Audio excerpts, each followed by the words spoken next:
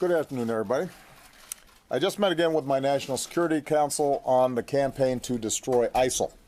I want to thank Secretary Carter and Chairman Dunford, who just returned from meetings with our coalition partners in the Middle East, for hosting us and for their continued leadership of our men and women in uniform. I last updated the American people on our campaign in June, shortly after the horrifying attack in Orlando. In the weeks since, we've continued to be relentless in our fight against ISIL. And on the ground in Syria and Iraq, ISIL continues to lose territory. Tragically, however, we have also seen that ISIL still has the ability to direct and inspire attacks. So we've seen terrible bombings in Iraq and in Jordan, in Lebanon, Saudi Arabia, Yemen, and Afghanistan, attacks on an Istanbul airport, a restaurant in Bangladesh, Bastille Day celebrations in a church in France, and a music festival in Germany. In fact, the decline of ISIL in Syria and Iraq appears to be causing it to shift to tactics that we've seen before, an even greater emphasis on encouraging high-profile terrorist attacks, including in the United States. As always, our military, diplomatic, intelligence, homeland security, and law enforcement professionals are working around the clock with other countries and with communities here at home to share information and prevent such attacks. And over the years, they've prevented many. But as we've seen, it is still very difficult to detect and prevent lone actors or small cells of terrorists who are determined to kill the innocent and are willing to die. And that's why, as we discussed today, we're going to keep going after ISIL aggressively across every front of this campaign. Our air campaign continues to hammer ISIL targets. More than 14,000 strikes so far, more than 100,000 sorties, including those hitting the ISIL core in Raqqa and in Mosul.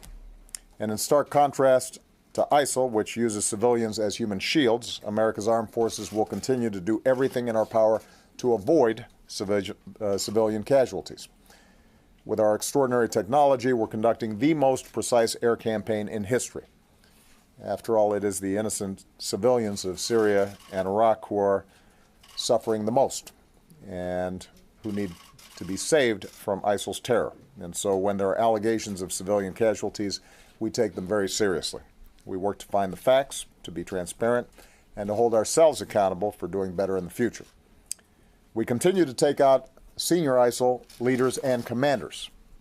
This includes ISIL's Deputy Minister of War, Bassem Muhammad al-Bajari, a top commander in Mosul, Hatim Talib al-Hamdani, and in yet another significant loss for ISIL, its Minister of War, Umar al-Shishani. None of ISIL's leaders are safe, and we're going to keep going after them. On the ground in Iraq, local forces keep pushing ISIL back. In a major success, Iraqi forces, with coalition support, finally liberated Fallujah.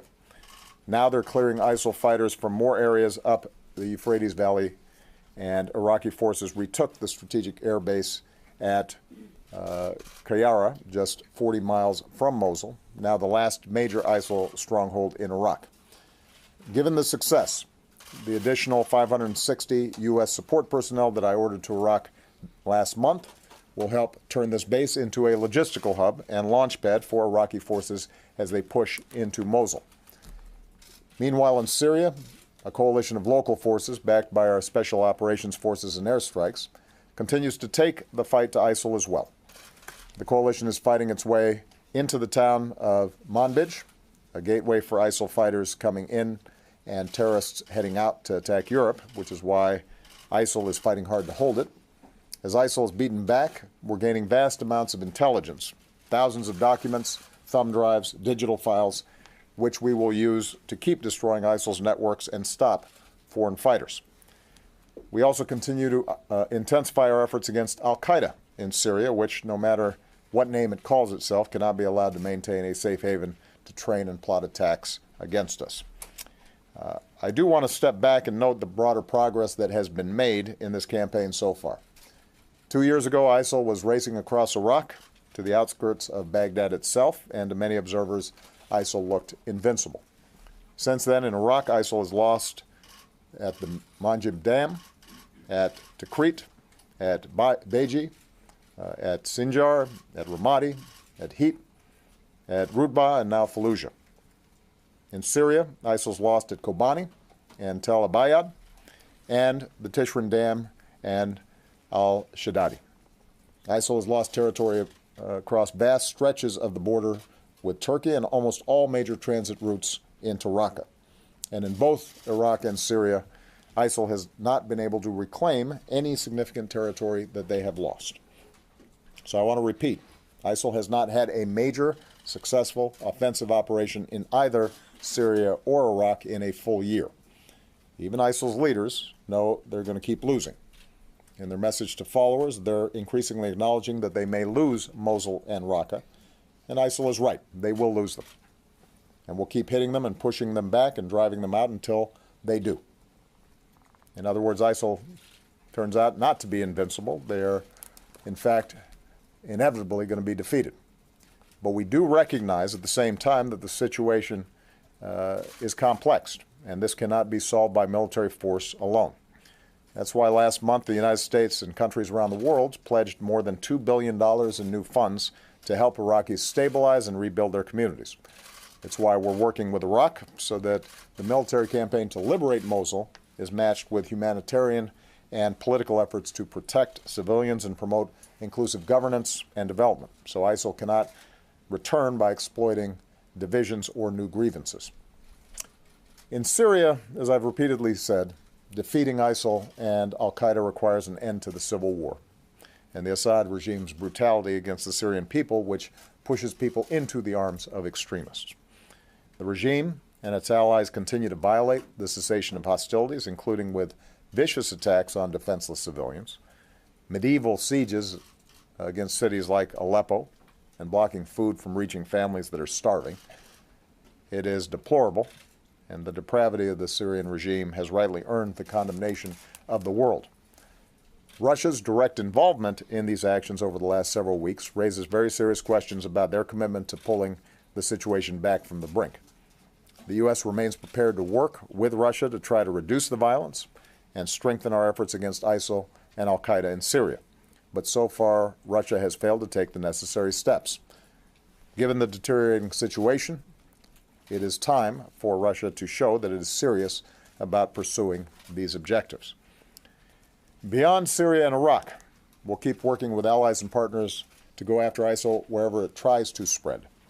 At the request of Libya's Government of National Accord, we are conducting strikes in support of government-aligned forces as they fight to retake Sirte from ISIL, and we will continue to support the government's efforts to secure their country. In Afghanistan, one of the reasons that I decided to largely maintain our current force posture was so that we could keep eliminating ISIL's presence there. And we delivered another blow last month when we took out a top ISIL leader in Afghanistan, Umar Khalifa. Finally, it should be clear by now, and no one knows this better than our military leaders, that even as we need to crush ISIL on the battlefield, their military defeat will not be enough. So long as their twisted ideology persists and drives people to violence, then groups like ISIL will keep emerging, and the international community will continue to be at risk in getting sucked into the kind of global whack-a-mole where we're always reacting to the latest threat or lone actor. And that's why we're also working to counter violent extremism more broadly, including the social, economic, and political factors that help fuel groups like ISIL and al-Qaeda in the first place. Nothing will do more to discredit ISIL and its phony claims to being a caliphate than when it loses its base in Raqqa and in Mosul. And we're going to keep working with partners, including Muslim countries and communities, especially online, to expose ISIL for what they are: murderers who kill innocent people, including Muslim families and children as they break their Ramadan fast, and who set off bombs in Medina near the Prophet's Mosque, one of the holiest sites in Islam. Moreover, we refuse to let terrorists and voices of division undermine the unity and the values of diversity and pluralism that keep our nation strong. One of the reasons that America's armed forces are the best in the world is because we draw on the skills and the talents of all of our citizens, from all backgrounds and faiths, including patriotic Muslim Americans who risk and give their lives for our freedom. And I think the entire world was inspired this past Sunday when Muslims across France joined their Catholic neighbors at Mass and, in a moving display of solidarity, prayed together. The greeting they extended to each other has to be the message we echo in all of our countries and all of our communities. Peace be with you and also with you. Now, before I take some questions, I also want to say a few words on another topic. As our public health experts have been warning for some time, we are now seeing the first locally transmitted cases of the Zika virus by mosquitoes in the continental United States. This was predicted and predictable. So far, we've seen 15 cases in the Miami area. We're taking this extremely seriously. Our CDC experts are on the ground working shoulder to shoulder with Florida health authorities. There is a very aggressive effort underway to control mosquitoes there, and pregnant women have been urged to stay away from the particular neighborhood that we're focused on. We'll keep working as one team, federal, state, and local, to try to slow and limit the spread of the virus. I do want to be very clear, though. Our public health experts do not expect to see the kind of widespread outbreaks of Zika here that we've seen in Brazil or in Puerto Rico. The kind of mosquitoes that are most likely to carry Zika are limited to certain regions of our country. But we cannot be complacent because we do expect to see more Zika cases. And even though the symptoms for most people are mild, many may never even know that they have it, we've seen that the complications for pregnant women and their babies can be severe. So I again want to encourage every American to learn what they can do to help stop Zika by going to cdc.gov. In addition, Congress needs to do its job. Fighting Zika costs money. Helping Puerto Rico deal with its Zika crisis costs money. Research into new vaccines. And by the way, NIH just announced the first clinical trials in humans. That costs money. And that's why my administration proposed an urgent request for more funding back in February. Not only did the Republican-led Congress not pass our request, they worked to cut it. And then they left for summer recess without passing any new funds for the fight against Zika. Meanwhile, our experts at the NIH and CDC, the folks on the front lines, have been doing their best in making do by moving funds from other areas. But now the money that we need to fight Zika is rapidly running out. The situation is getting critical. For instance, without sufficient funding, NIH clinical trials, and the possibilities of a vaccine, which is well within reach, could be delayed. So this is not the time for politics. More than 40 U.S. service members have now contracted Zika overseas. In 50 U.S. states, we know of more than 1,800 cases of Zika connected to travel to infected areas, and that includes nearly 500 pregnant women. Zika is now present in almost every part of Puerto Rico, and now we have the first local transmission in Florida, and there will certainly be more. And meanwhile, Congress is on a summer recess. A lot of folks talk about protecting Americans from threats. Well, Zika is a serious threat to Americans, especially babies, right now. So once again, I want to urge the American people to call their members of Congress and tell them to do their job. Deal with this threat, help protect the American people from Zika. With that, I'm going to take some questions. I'm going to start with someone who just assumed the second most powerful office in the land, Jeff Mason, the New Correspondents Association president, also from Reuters. Jeff. Thank you, sir. Hardly powerful. And happy birthday. Thank you very much. As Islamic State loses territory, you and other officials have said that it is becoming a more traditional terrorist group. Are you satisfied that the United States and its allies have shifted strategy sufficiently to address that change? And secondly, given your comments this week about Donald Trump's volatility and lack of fitness to be president, are you concerned that he will be receiving security briefings about ISIS and other sensitive national security issues? Okay. I'm never satisfied with our response, because if you're satisfied, that means the problem's solved, and it's not. So we just spent a couple hours meeting with my top national security folks to look at what more can be done. It is absolutely necessary for us to defeat ISIL in Iraq and Syria. it is not sufficient, but it is necessary. Because so long as they have those bases, they can use their propaganda to suggest that somehow there's still some caliphate being born. And that can insinuate itself then in the minds of folks who may be willing to travel there or carry out terrorist attacks. It's also destabilizing for countries in the region at a time when the region's already unstable. So, I am pleased with the progress that we've made on the ground in Iraq and Syria. We're far from freeing Mosul and Raqqa. But what we've shown is that when it comes to conventional fights, ISIL can be beaten with partners on the ground, so long as they've got the support from coalition forces that we've been providing. In the meantime, though, you're seeing ISIL carry out external terrorist acts, and they've learned something. They've adapted from al-Qaeda, which had a much more centralized operation and tried to plan very elaborate attacks. And what ISIL has figured out is that if they can convince a handful of people or even one person to carry out an attack on a subway or at a parade or some other public venue and kill scores of people as opposed to thousands of people, it still creates the kinds of fear and concern that elevates their profile. So in some ways, rooting out these networks for smaller, less complicated attacks is tougher because it doesn't require as many resources on their part or preparation.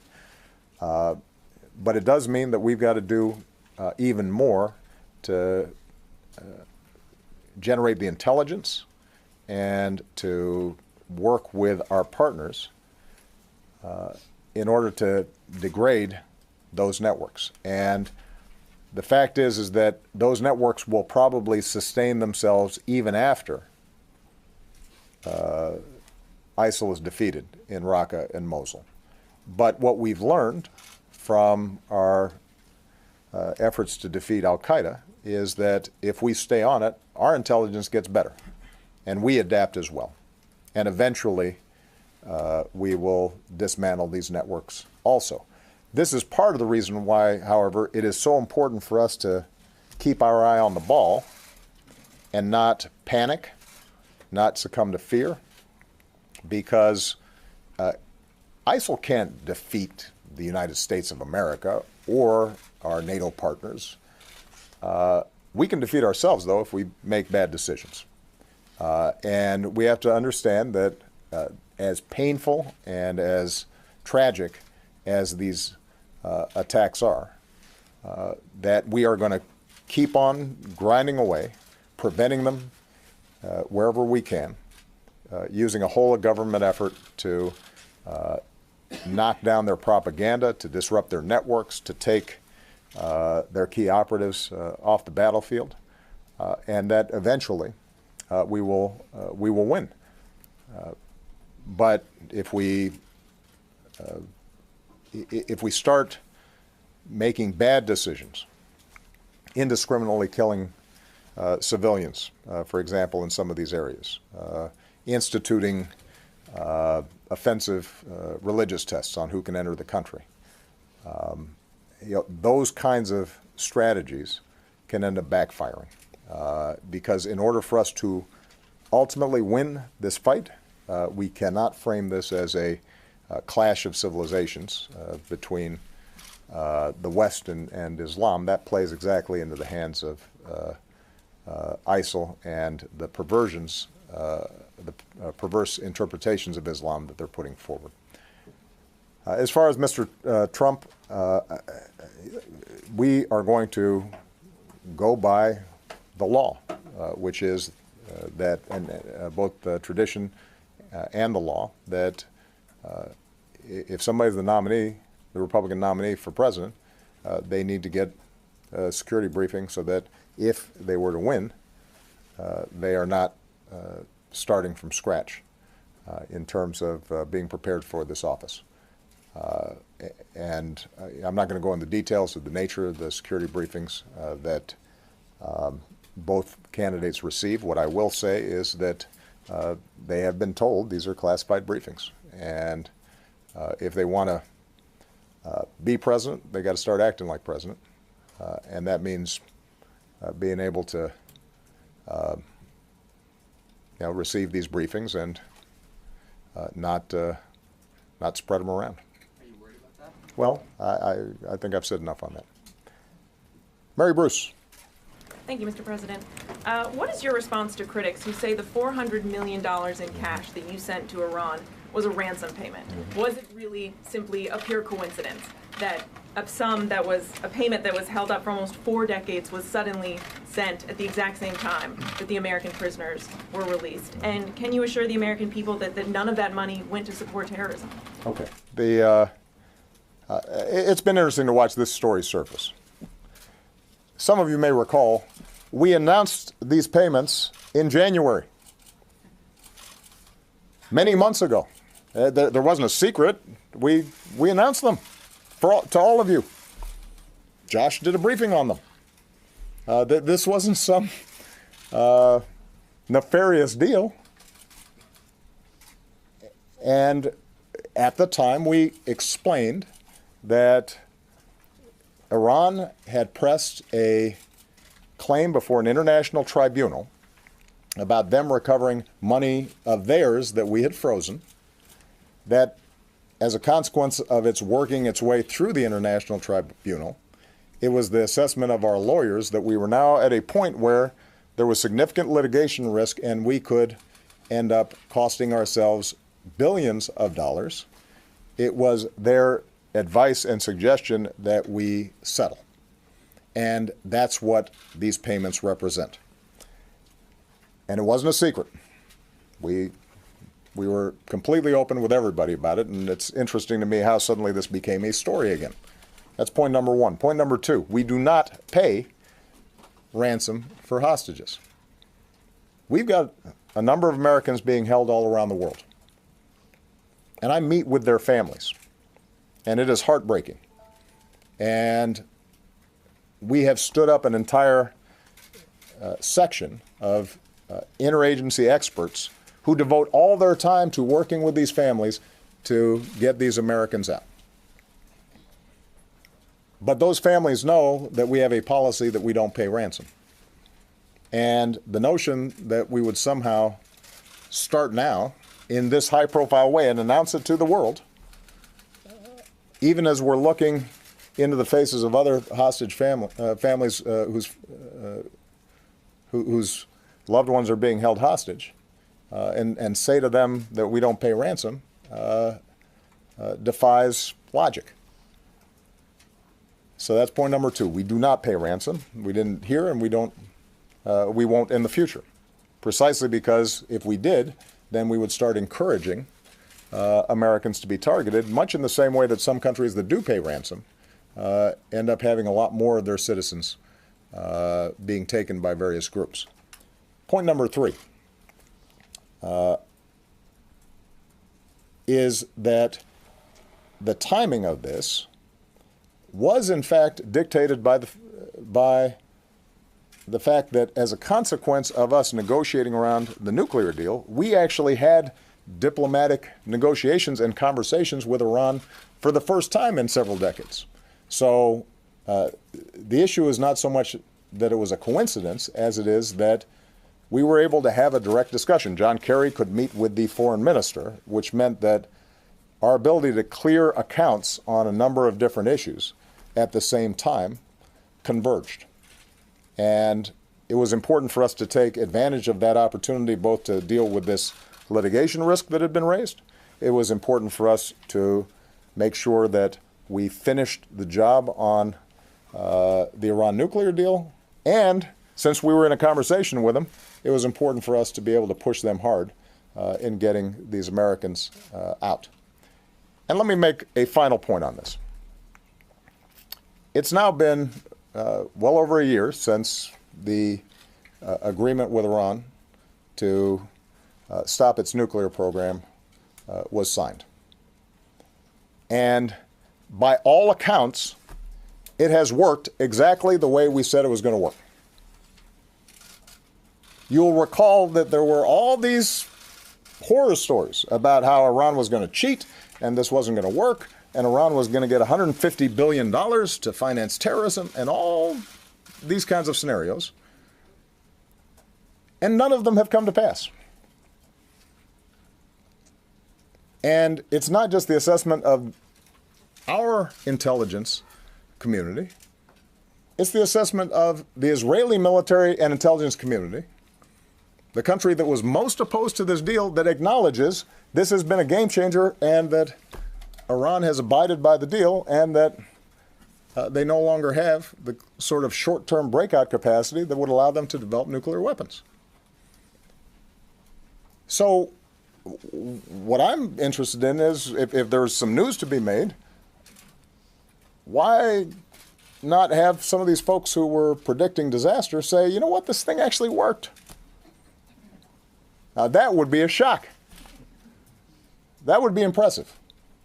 If some of these folks who had said the sky is falling suddenly said, you know what, we were wrong, and we are glad that Iran no longer has the capacity to break out in short term and develop a nuclear weapon. But of course, that wasn't going to happen. Instead, what we have is the manufacturing of outrage in a story that we disclosed in January. And the only bit of news that is relevant on this is the fact that we paid cash, which brings me to my last point. The reason that we had to give them cash is precisely because we are so strict in maintaining sanctions, and we do not have a banking relationship with Iran, that we couldn't send them a check. And we could not wire the money. And it is not at all clear to me why it is that cash, as opposed to a check or a wire transfer, has made this into a news story.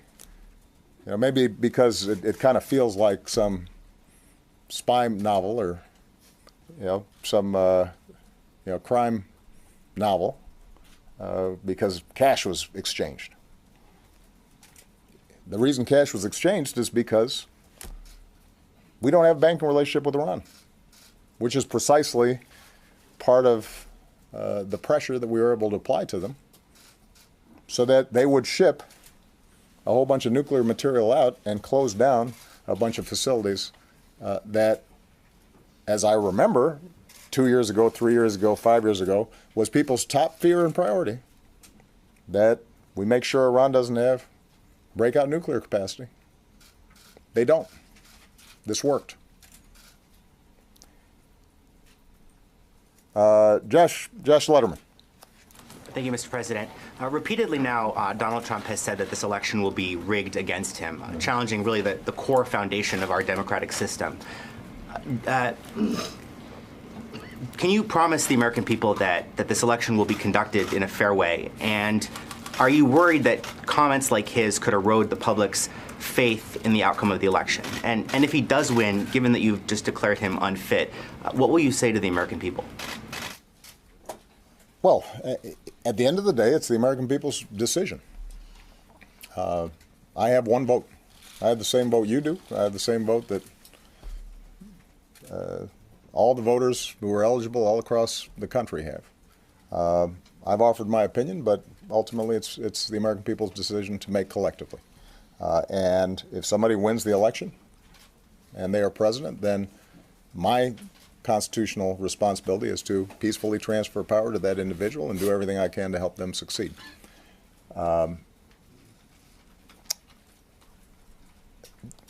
It is, I don't even really know where to start on answering this question. Of course the elections will not be rigged. What does that mean? The federal government doesn't run the election process. States and cities and communities all across the country, they're the ones who set up the voting systems and the voting booths. And if Mr. Trump is suggesting that there is a conspiracy theory that is being propagated across the country, including in places like Texas, where typically it's not Democrats who are in charge of voting booths. That's ridiculous. That doesn't make any sense, and I don't think anybody would take that seriously. Now, we do take seriously, as we always do, our responsibilities to monitor and preserve the integrity of the voting process. If we see signs that a voting machine or system is vulnerable to hacking, then we inform those local authorities who are running the elections that they need to be careful. If we see jurisdictions that are violating federal laws in terms of equal access and aren't providing ramps for disabled voters or are discriminating in some fashion or are otherwise violating civil rights laws, then the Justice Department will come in and take care of that. But this will be an election like every other election. And, you know, I think all of us at some points in our lives have played sports or maybe just played in a schoolyard or a sandbox, and sometimes folks, if they lose, they start complaining that they got cheated. But I've never heard of somebody complaining about being cheated before the game was over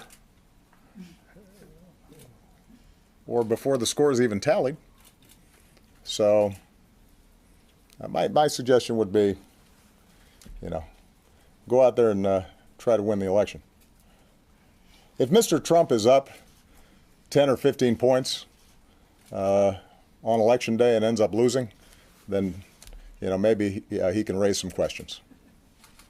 That doesn't seem to be the case at the moment.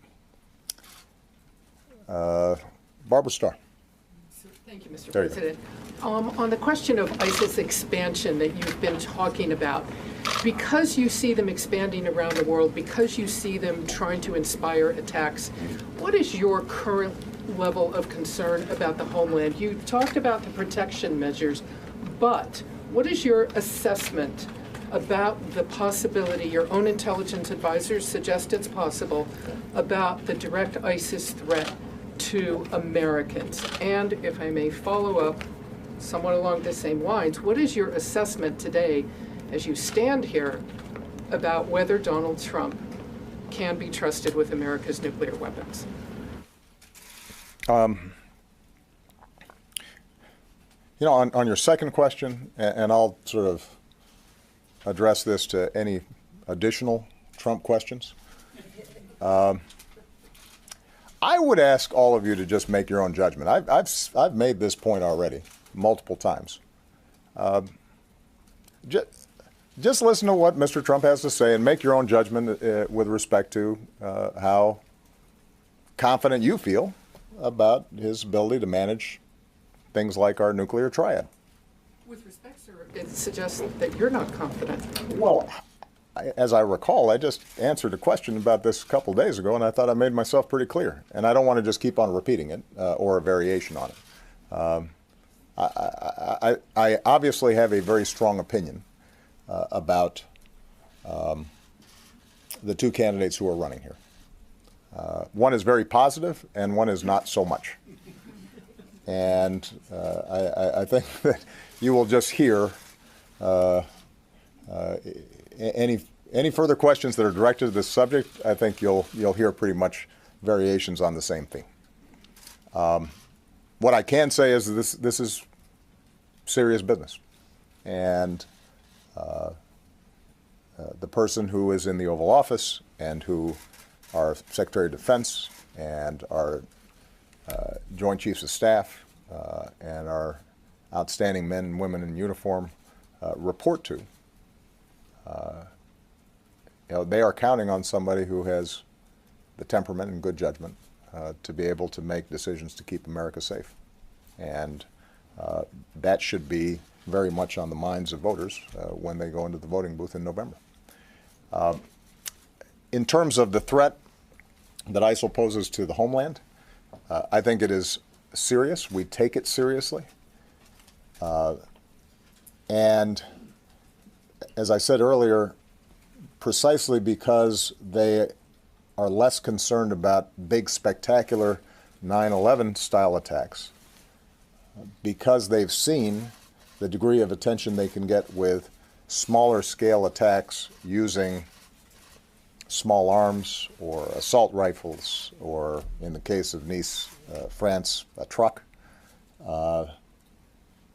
The possibility of either a lone actor or a small cell carrying out an attack that kills people is real.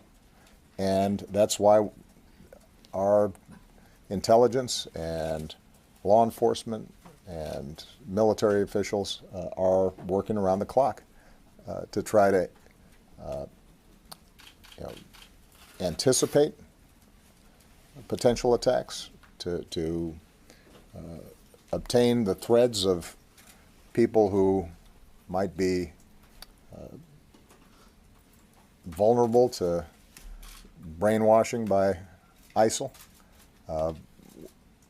We are constrained here in the United States to carry out this work in a way that's consistent with our laws and presumptions of innocence.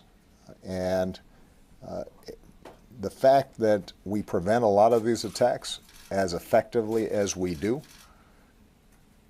without a lot of fanfare and abiding by our law, is a testament to the incredible work that these folks are doing. They work really hard at it, but it is always a risk. And some of you may have read the article in the New York Times today. I guess it came out last night online, about this individual in Germany who had confessed and given himself up, and then explained his knowledge of how ISIL's networks worked. There was a paragraph in there that some may have caught, which we don't know, for a fact that this is true, but according to this reporting, the individual indicated that ISIL recognizes it's harder to get its operatives into the United States, but the fact that we have what he referred to as open gun laws meant that anybody, as long as they didn't have a criminal record that barred them from purchase, could go in and buy weapons. That made sort of a homegrown extremist strategy more attractive to them.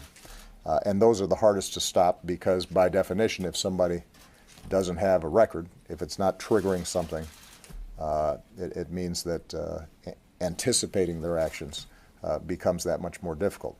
And this is why the military strategy that we have in Syria and Iraq is necessary, but it is not sufficient.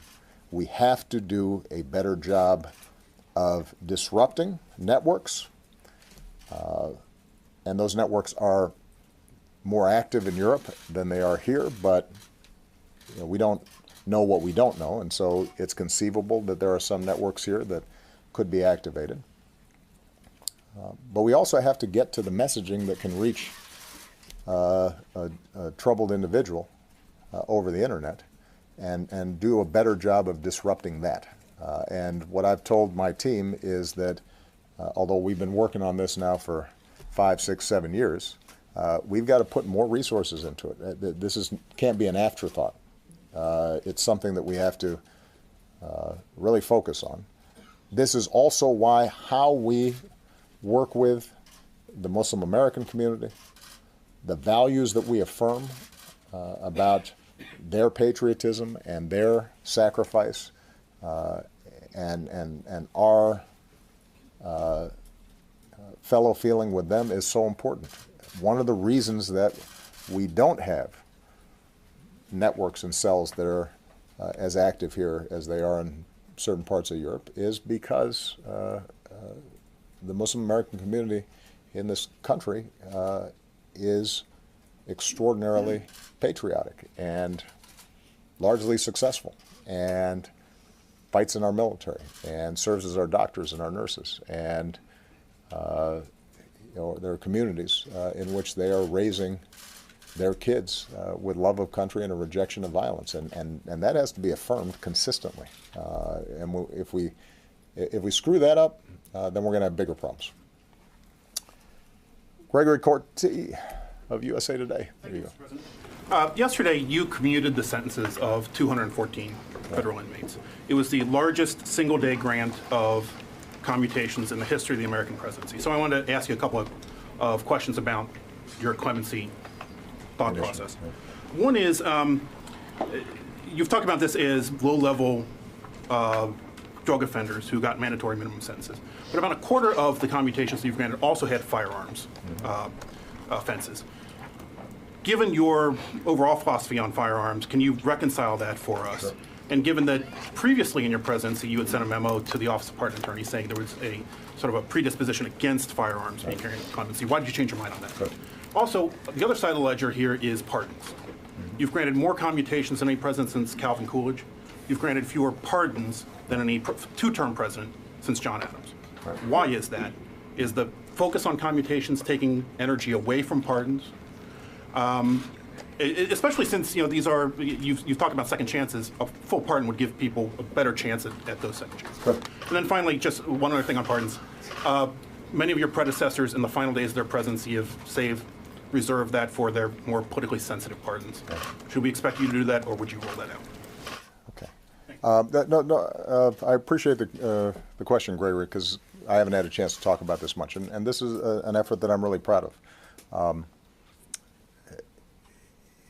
It is my view, shared by Democrats and Republicans alike in many quarters, that as successful as we've been in reducing crime in this country, the extraordinary rate of incarceration of nonviolent offenders has created its own set of problems that are devastating.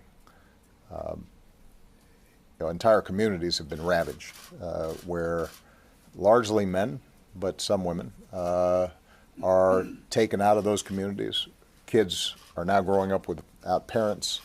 It perpetuates a cycle of poverty and disorder in their lives.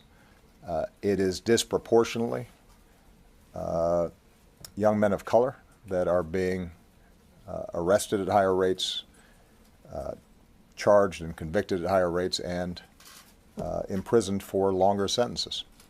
And so ultimately, the fix on this is criminal justice reform, and I still hold out hope that the bipartisan effort that's taken place in Congress can finish the job, and we can have a criminal justice system, at least at the federal level, that is both smart on crime, effective on crime, but recognizes the need for proportionality in sentencing and the need to rehabilitate those who commit crimes. But even as that slow process of criminal justice reform goes forward, what I wanted to see is if we could reinvigorate the pardon process and commutation process that had become stalled over the course of several years, partly because it's politically risky. You commute somebody and they commit a crime, and the politics of it are tough, and everybody remembers the Willie Horton ad. And so the bias, I think, of my predecessors and, frankly, a number of my advisors early in my presidency is be careful about that. But I thought it was very important for us to send a clear message that we believe in the principles behind criminal justice reform, even if ultimately we need legislation. So we have focused more on commutations than we have on pardons. I would argue, Gregory, that by the time I leave office, the number of pardons that we grant will be roughly in line with what other presidents have done. But standing up this commutations process has required a lot of effort, a lot of energy, and it's not like we got a new slug of money to do it. So you've got limited resources. The primary job of the Justice Department is to prevent crime and to convict those who have committed crimes and to keep the American people safe. And that means that you've had this extraordinary and Herculean effort by a lot of people inside the Justice Department to go above and beyond what they're doing to also review these petitions that have been taking place. And we've been able to get bar organizations around the country to participate, to kind of screen and help people apply. And what the main criteria that I've tried to set is if under today's laws, because there have been changes in how we charge nonviolent drug offenses, if under today's charges their sentences would be substantially lower than the charges that they received, if they got a life sentence but a U.S. attorney or the Justice Department indicates that today they'd be likely to get 20 years and they've already served 25, then what we try to do is to screen through and find those individuals who have paid their debt to society, that have behaved themselves and tried to reform themselves while incarcerated, and we think have a good chance of being able to use that second chance well. On the firearms issue, what I've done is to try to screen out folks who seem to have a propensity for violence. And these are just hypotheticals, but there may be a situation where a kid at 18 was a member of a gang, had a firearm, did not use it in the offense that he was charged in. There's no evidence that he used it in any violent offense. It's still a firearms charge and enhancement, but he didn't use it. He's now 48 or 38, 20 years later, and has a unblemished prison record. Has gone back to school, gotten his GED, has gone through drug treatment, has the support of the original judge that presided, the support of the U.S. attorney that charged him, support of the warden, has a family that loves him. And in that situation, the fact that he had 20 years earlier an enhancement because he had a firearm is different than a situation where somebody is engaged in armed robbery and shot somebody. In those cases, that is still something that that I'm concerned about. Our focus really has been on people who we think were overcharged and people who we do not believe have a propensity towards violence. And in terms of your last question about sort of last-minute pardons that are granted, the process that I've put in place is not going to vary depending on how close I get to the election. So it's going to be reviewed by the pardon attorney. It'll be reviewed by my White House counsel, and I'm going to, as best as I can, make these decisions based on the merits as opposed to political considerations. Okay. And finally, Jim Malashevsky is retiring after 30 years at NBC. He's done an outstanding job, mostly covering the Department of Defense. This may be my last press conference here, so I just wanted to thank Jim for the extraordinary career that he's had and the great job that he's done. And he gets the last question. Thank you very much, Mr. President. First, back to ISIS and Iraq and Syria. Your very own National Counterterrorism Operation has found that despite all the decisive defeats that the U.S. and coalition have dealt ISIS on the battlefield, that they've expanded their threat worldwide to include as many as 18 operational bases. In the 6 years you've been dealing, do you feel any personal disappointment that there hasn't been more progress? And in any discussions you've had with the U.S. military and your intelligence agencies, have you come up with any new ideas on how to deal or defeat ISIS? Every time there's a terrorist attack, I feel disappointment because I'd like to prevent all of them. And that's true not just when the attacks are in Europe or in the United States. When you read stories about attacks in Lebanon or Iraq or Afghanistan or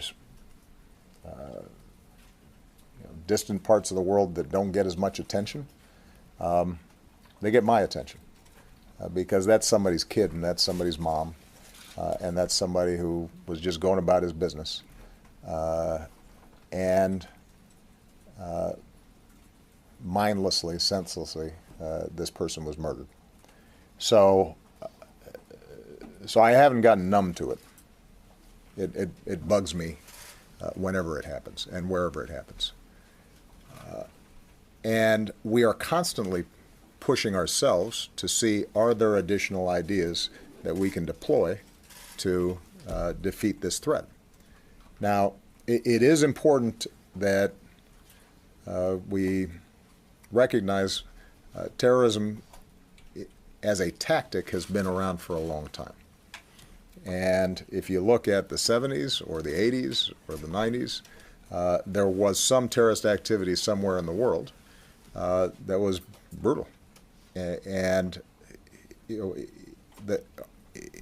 as much as I would like to say that during my 8-year presidency we could have eliminated terrorism completely, it's not surprising that that hasn't happened, and I don't expect that will happen under the watch of my successors.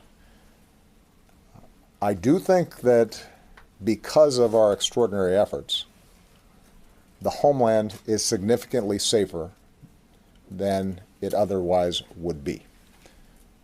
Now, in some ways this is arguing the counterfactuals, but the attacks we prevent, I take great satisfaction in, and I am grateful for the extraordinary work that our teams do. I don't think there's any doubt that had we not destroyed al-Qaeda in the Fatah, that more Americans would have been killed. And we might have seen more attacks like we saw on 9/11. And we have maintained vigilance, recognizing that those threats still remain, those aspirations in the minds of these folks still remain. But it is much harder for them to carry out large-scale attacks like that than it used to be.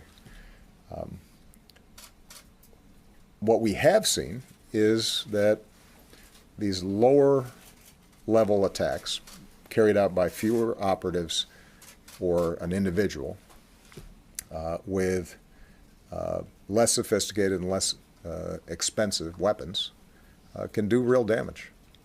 And that, I think, points to the need for us to not just have a military strategy, not just have a traditional counterterrorism strategy that's designed to bust up networks and catch folks before they carry out their attacks, although those still are necessary, and we have to be more and more sophisticated about how we carry those out. It still requires us to have much greater cooperation with our partners around the world.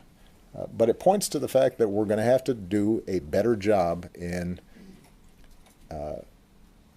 draining the ideology that is behind these attacks, that right now is emanating largely out of the Middle East, and a very small fraction of the Muslim world, a perversion of Islam that has taken root and has been turbocharged over the internet, and that is appealing to even folks who don't necessarily know anything about Islam and aren't even practicing Islam in any serious way, but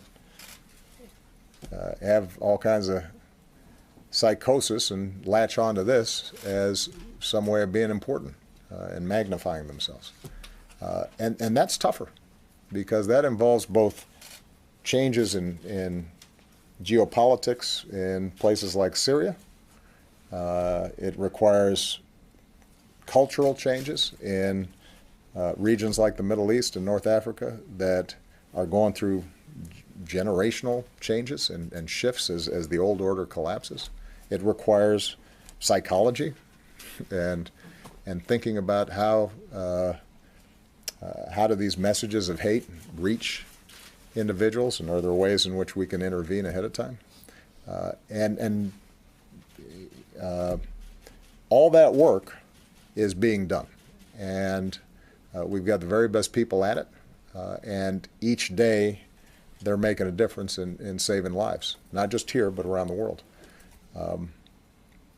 But it's a challenge precisely because if you're successful 99% of the time, that 1% can still mean heartbreak for families. And it's difficult because in a country, let's say, of 300 million people here in the United States, if 99.9% of people are immune from this hateful ideology, but 1/10 of 1% are susceptible to it, that's a lot of dangerous people running around. And we can't always anticipate them ahead of time because they may not have criminal records. So this is going to be a challenge. I just want to end on the point that I made earlier. How we react to this is as important as the efforts we take to destroy ISIL, prevent these networks from penetrating. You can't separate those two things out. The reason it's called terrorism, as opposed to just a standard war, is that these are weak enemies that can't match us in conventional power. But what they can do is make us scared. And when societies get scared, they can react in ways that undermine the fabric of our society. It makes us weaker and makes us more vulnerable, and creates politics that divide us in ways that hurt us over the long term. And so if we remain steady and steadfast and vigilant, but also take the long view and maintain perspective and remind ourselves of who we are and what we care about most deeply and what we cherish and what's good about this country and what's good about the international order and civilization that was built in part because of the sacrifices of our men and women after a 20th century full of world war. If we remember that, then we're going to be okay. But we're still going to see episodically these kinds of tragedies, and we're going to have to keep working on it until we make things better. All right? Mr. President, You may only because this is your I retirement. was hoping you'd. Yeah, but I hope it's not too long because No, it's. I'm going to be late for my birthday dinner. Happy birthday, by Thank the way. You alluded earlier to the negotiations between the U.S. and Russia over some military-to-military cooperation in Syria against some of the militant forces there, presumably in exchange for whatever Russian influence could be imposed on the Assad regime for a variety of reasons. Now, I'm sure you're not surprised that some in the military are not supportive of that deal. Some European allies think it would be a deal with the devil. What makes you so confident that you can trust the Russians and Vladimir Putin? I'm not confident that we can trust the Russians and Vladimir Putin, which is why we have to test whether or not we can get an actual cessation of hostilities that includes an end to the kinds of aerial bombing and civilian death and destruction that we've seen carried out by the Assad regime.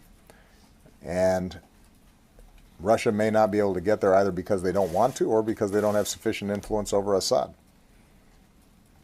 and that's what we're going to test. So we go into this without any blinders on.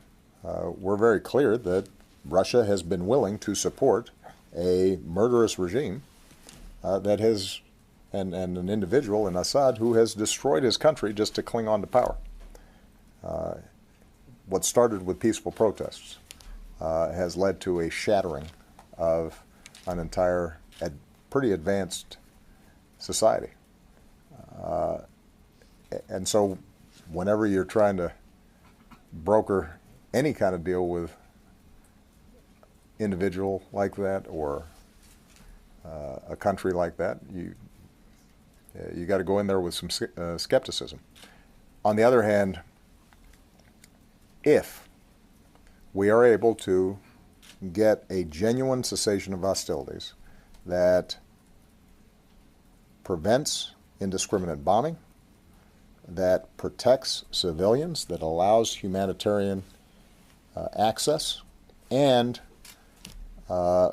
creates some sort of pathway to begin the hard work of political negotiations inside of Syria, then we have to try, because the alternative is a perpetuation of civil war. I mean, I've been wrestling with this thing now for a lot of years. I am pretty confident that a big chunk of my gray hair comes out of my Syria meetings. And there is not a meeting that I don't end by saying, is there something else we could be doing that we haven't thought of? Is there a plan F, G, H that we think would lead to a resolution of this issue so that the Syrian people can put their lives back together again, and we can bring peace and relieve the refugee crisis that's taken place? And the options are limited when you have a civil war like this, when you have a ruler who doesn't care about his people, when you've got terrorist organizations that are brutal and would impose their own kind of dictatorship on people, and you have a moderate opposition and ordinary civilians who are often outgunned and outmanned. And you know, that's a very difficult situation to deal with. But we've got to give it a chance. There are going to be some bottom lines that we expect for us to cooperate with Russia beyond the sort of deconfliction that we're currently doing, and that means restraint on the part of the regime that so far has not been forthcoming. You know, early on in this version of the cessation of hostilities, we probably saw some lives saved and some lessening of violence. The violations of this cessation have grown to the point where it just barely exists, particularly up in the northwestern part of the country. So we're going to test and see if we can get something that sticks. And if not, then Russia will have shown itself very clearly to be an irresponsible actor on the world stage that is supporting a murderous regime, and we'll have to answer to that on the international stage. All right. Thank you very much, everybody.